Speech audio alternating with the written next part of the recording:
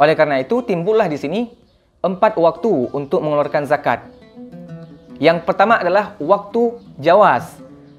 Sebagaimana yang telah kita sebutkan, waktu jawaz adalah dari pertama hari puasa sampai dengan hari akhir puasa. Selanjutnya adalah waktu sunnah. Kapan itu? Qabla salah. Qabla ada'is salah al-Aid. Sebelum kita melaksanakan salat Aid. Waktu yang ketiga adalah waktu makruh. Kapan itu waktu makruh? Dari setelah salat Aid sampai dengan akhir maghrib sebelum sebelum masuknya hari raya kedua. Sebelum masuknya malam hari raya kedua. Nah, disitulah tandanya masuk hari raya kedua ketika ghurubus syams. Yang keempat adalah waktu haram. Kapan itu waktu haram? Waktu haram adalah ketika terbenamnya matahari di hari raya pertama. Artinya di situ sudah masuk hari raya kedua. Maka diharamkan bagi orang untuk mengeluarkan zakat tanpa ada uzur.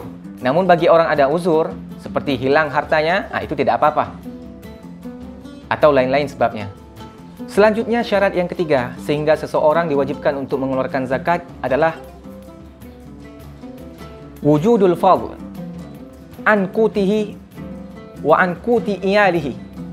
Jadi adanya kelebihan ataupun kemudahan bagi dirinya untuk makan pada hari itu saat diwajibkan zakat baginya dan bagi keluarganya.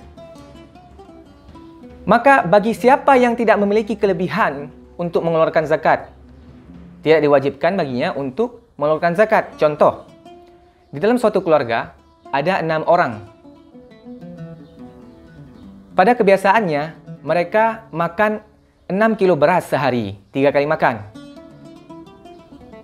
Dikarenakan ada kewajiban zakat, ia mengeluarkan zakat dengan beras tersebut. Harusnya yang ia makan, ia keluarkan zakat. Nah, pada saat itu sebenarnya ia tidak diwajibkan zakat. Mengapa? Karena ia hanya memiliki 6 kg beras. Pada kebiasaan ia makan.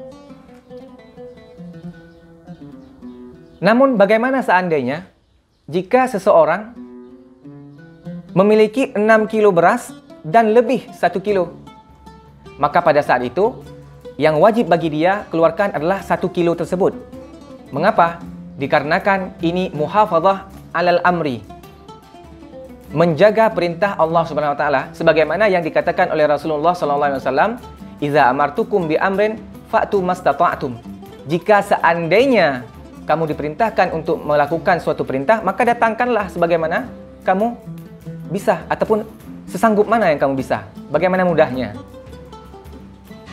Maka pada kejadian ini tidak diwajibkan bagi seseorang untuk mengeluarkan zakat ketika dia tidak ada kemudahan ataupun kelebihan. Pertanyaannya, pada suatu kejadian, jika seandainya seorang suami hidupnya sulit, tidak memiliki uang, tidak memiliki harta, maka dia tidak wajib mengeluarkan zakat atas dirinya dan tidak atas istrinya yang kaya. Ada pendapat lain mengatakan, jika seandainya istri tersebut kaya, dia tetap wajib mengeluarkannya. Artinya istri itu mengeluarkan zakat bagi dirinya sendiri. Itu menurut pendapat yang lemah. Selanjutnya, bagi siapa saja kita wajib mengeluarkan zakat? Kita wajib mengeluarkan zakat yang pertama adalah bagi kita sendiri. Yang kedua adalah bagi siapa yang berada di bawah tanggungan kita. Siapakah mereka?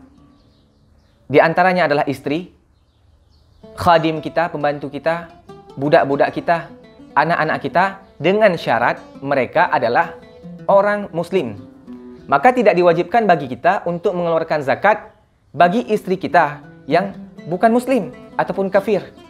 Meskipun kita wajib memberi nafkah, karena dia beda hal. Zakat itu adalah untuk menyucikan, dan istri yang kafir ini bukan ahli untuk menyucikan, bukan ahli daripada tuhrah. Berbeda halnya dengan nafkah, itu merupakan kewajiban bagi kita. Pertanyaan selanjutnya adalah, berapakah mikdar ataupun takaran yang wajib dikeluarkan oleh seseorang bagi zakat fitrah? Mikdar ataupun takaran yang wajib dikeluarkan oleh seseorang bagi setiap satu orang yang ia keluarkan, contoh kepada dirinya, adalah 1 sa'. Berapakah 1 sa' tersebut? 1 sa' itu seperti 4 mud. 4 kali takaran orang dewasa. 1 mud itu sama dengan 6 ons. Ada yang mengatakan 6,7 ons. Jika kita memakai ukuran yang 6 ons, maka 6 ons dikali 4 mud sama dengan 2 kilo 4 ons. Genapkan sampai 2,5, enggak apa-apa. Lebih ya fabiha wa ni'mah. Ada juga yang mengatakan 6,7 ons. 6,7 ons dikali dengan 4 mud sama dengan 26,8 ons. 26,8 ons genapkan hingga 2 kilo 7 ons. Biar lebih tamam. Selanjutnya, dengan apakah kita mengeluarkan zakat fitrah? Zakat fitrah dalam permasalahan ini terbagi kepada 2 mazhab. Yang pertama adalah mazhab yang mengatakan kita mengeluarkan zakat fitrah itu hanya dengan qut baladi. Qut itu adalah makanan pokok yang dimakan pada suatu negara yang tempat kita tinggal. Artinya orang yang mengeluarkan zakat, disitulah dia mengeluarkan zakat. Dilihat apa makanan pokok yang dia makan. Jika seandainya makanan pokok yang ia makan adalah tamar, ya, maka dia mengeluarkan tamar. Jika syair ataupun gandum, maka gandum. Kita di Indonesia beras, maka kita keluarkan dengan beras. Di sini sepakat 3 mazhab, Imam Malik, Syafi'i, dan Hambali, untuk mengeluarkan zakat dengan kod daripada suatu negeri ataupun makanan pokok. Mazhab yang kedua adalah mazhab Imam Abu Hanifah.